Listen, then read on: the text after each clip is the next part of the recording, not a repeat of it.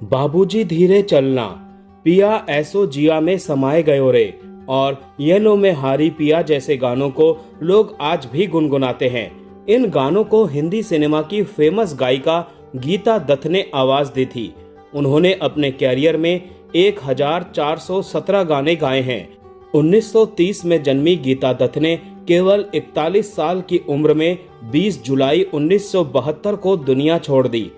ये वो थी कि जिनके गानों की लता मंगेशकर भी मुरीद हुआ करती थी। एक दौर ऐसा था कि यही दोनों गायिका इंडस्ट्री की टॉप 2 सिंगर की लिस्ट में शामिल थी। सफल कैरियर के बावजूद गीता दत्त की पर्सनल लाइफ सिर्फ दुखों से भरी रही। गुरु दत्त से शादी के बाद कुछ ही दिन अच्छे बीते, फिर दोनों के रिश्ते में कड़वाहट आ गई। वजह बनी वहीदा रहमान और गुरु दत्त के अफेयर की खबरें। पति की मौत के बाद वो हरदम नशे में डूबी रहती। हालात इतने खराब हो गए कि वो अपने बच्चों को ही पहचान नहीं पाती थी। गीता घोष रॉय का जन्म 23 नवंबर 1930 को बांग्लादेश के फरीदाबाद जिले में एक जमींदार परिवार में हुआ था। वो 10 भाई बहनों में एक थी। हमेशा से उनका मन पढ़ाई से ज्यादा संगीत में लगा रहता। यही वजह थी कि पेरेंट्स संगीत की ट्रेनिंग के लिए उन्हें रिश्तेदार श्री हरेंद्र नाथ नंदी के पास भेजने लगे। 1942 में गीता समेत पूरा परिवार मुंबई आकर शिफ्ट हो गया। यहाँ पर उनका एडमिशन बंगाली हाई स्कूल में हो गया। जिस दिन ट्यूटर संगीत सिखाने के लिए घर नहीं आ पाते थे तो उस दिन वो खुद से ही रियाज करती थी। एक दिन वो अपने कमरे में रियाज कर रही थी। उसी दौरान म्यूजिक कंपोजर और डायरेक्टर के हनुमान प्रसाद उनके घर आए हुए थे, क्योंकि वो उनके पड़ोसी थे। जब उन्होंने गीता को गाते सुना तो वो बहुत इम्प्रेस हुए। फिर क्या, बिना वक्त गवाए उन्होंने गीता को माइथोलॉजिकल फिल्म भक्त प्रहलाद में गाने का ऑफर दे दिया। इसके बाद उन्होंने के हनुमान की 2 और फिल्में रसीली और नई माँ के गानों को अपनी आवाज दी। सचिन देव बर्मन ने जब फिल्म प्रहलाद में गीता का गाना सुना तो वो बहुत प्रभावित हुए। उन्होंने गीता को अपनी अपकमिंग फिल्म 2 भाई में गाने का ऑफर दे दिया। गाने के बोल थे, मेरा सपना सुंदर बीत गया। ये वो फिल्म था जिससे गीता को बड़ी पहचान मिली। 1948-1949 में उन्होंने कई हिट गाने दिए। पॉपुलैरिटी इतनी बड़ी हो गई कि वो फेमस सिंगर शमशाद बेगम और राजकुमारी से आगे निकल गई। 1949 के दौर में लता मंगेशकर की झोली में कई हिट गाने थे। इसी दौरान इंडस्ट्री में गीता रॉय की पॉपुलैरिटी भी तेजी से बढ़ रही थी। लता मंगेशकर ने भी कई इंटरव्यू में बयान दिया था कि गीता एक बेहतरीन गायक है और वो उनकी गानों की मुरीद भी हैं।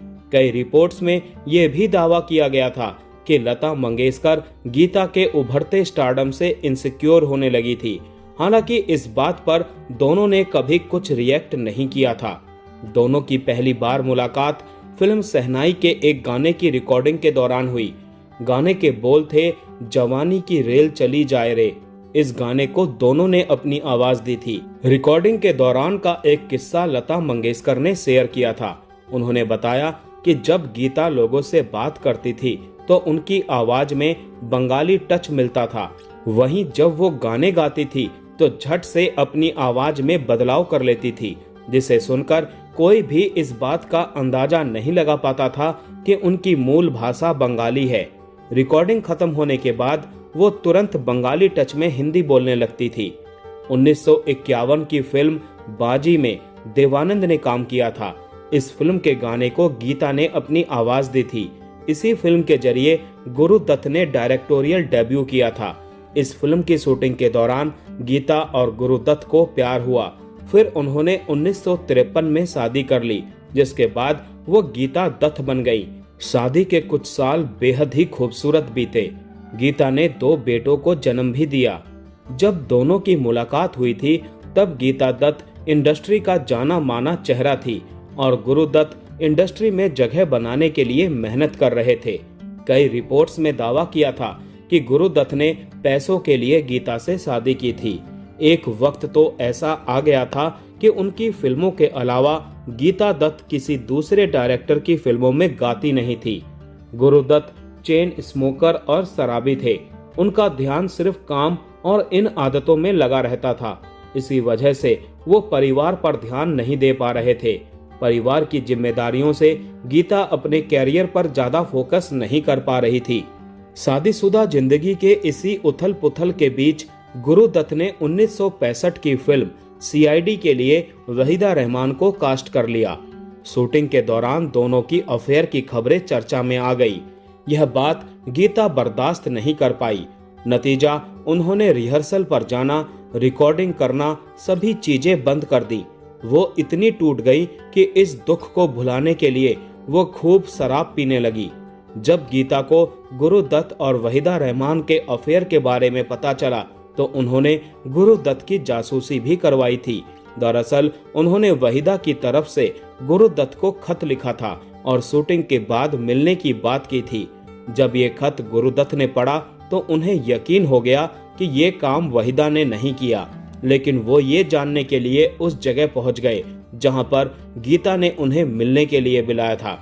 उस जगह पर जब उन्होंने गीता को उनकी एक सहेली के साथ देखा तो वो गुस्से से तिलमिला गए, यहाँ तक कि उन्होंने गीता पर हाथ ही उठा दिया। इस घटना के बाद से दोनों अलग रहने लगे थे। गीता दत्त के साथ अपने रिश्ते को सुधारने के लिए गुरुदत्त ने फिल्म गौरी की शूटिंग शुरू की, क्योंकि गीता हमेशा से सिंगिंग के साथ साथ एक्टिंग भी करना चाहती थी। हालांकि शूटिंग सेट पर भी उनके झगड़े रुक नहीं रहे थे। इसी वजह से 2 दिन बाद ही फिल्म की शूटिंग अनिश्चित काल के लिए रोक दी गई। दूसरी तरफ फिल्म कागज के फूल की नाकामयाबी ने गुरुदत्त की जिंदगी में और तूफान लाकर खड़ा कर दिया। फिल्म फ्लॉप होने से गुरुदत्त बहुत नुकसान में आ गए। 1962 में गीता दत्त ने एक बेटी को जन्म दिया। तंगी का दौर जारी ही था। बढ़ती जिम्मेदारियों और गीता के साथ खराब रिश्ते की वजह से वो बिल्कुल अकेले हो गए। नतीजा, इन्हीं सब बातों से तंग आकर 10 अक्टूबर 1964 को गुरुदत्त ने खुद को समाप्त कर लिया। उनकी मौत के बाद तो गीता और शराब पीने लगी। हालात इतने बिगड़ गए कि उनका नर्वस ब्रेकडाउन हो गया। हालांकि उन्होंने 6 महीने में इस बीमारी से रिकवरी कर ली। 4 लोगों के परिवार में वो अकेली कमाने वाली बची थी। ठीक होने के बाद परिवार चलाने के लिए उन्होंने एक बंगाली फिल्म में साइड रोल प्ले किया। बासु भट्टाचार्य की फिल्म अनुभव में उन्होंने 3 यादगार गाने, मेरी जान मुझे जान ना कहो, कोई चुपके से आके और मेरा दिल जो मेरा होता, ये गाए। हालांकि बढ़ती बीमारी की वजह से उन्होंने ये काम लंबे समय तक जारी नहीं रखा। एक इवेंट में बहुत सारे सिंगर आए थे। इसमें लता मंगेशकर और मोहम्मद रफी भी शामिल थे। लता मंगेशकर जब मंच पर आईं तो भीड़ दीवानी हो गई और उनके गानों को भरपूर तालियां मिली।